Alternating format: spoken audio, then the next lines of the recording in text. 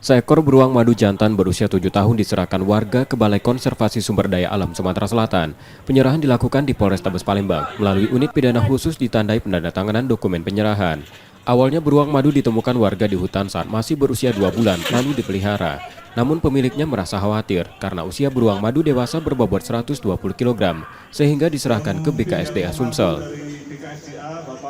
Oleh karena itu, karena beruang ini sudah menginjak usia remaja, dan pemilik juga atau pemberi hibah itu merasa khawatir dan merasa kasihan karena beruang ini sudah menginjak yang lebih dewasa, pada akhirnya diserahkan kepada negara melalui BKSDA untuk dikembangbiakkan ke habitatnya, sehingga beruang yang notabene jenis binatang yang dilindungi ini populasinya akan semakin meningkat dan bertahan.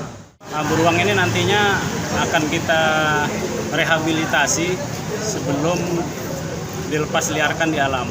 Tentunya ada 2 mekanisme yang harus dipenuhi. Pertama, apabila memang satwanya layak untuk dilepas liarkan, nanti kita lepas liarkan tentunya setelah direhabilitasi. Tapi apabila tidak layak untuk dilepas liarkan dikarenakan beruang ini sudah dipelihara sejak kecil, itu nanti akan kita titipkan ke lembaga konservasi. Beruang madu tersebut akan dikarantina di BKSDA Sumsel sebelum dilepas liarkan di kawasan Marga Satwa Dangku, Musi Banyuasin. Yudi Kiswanto, Kompas TV, Palembang, Sumatera Selatan.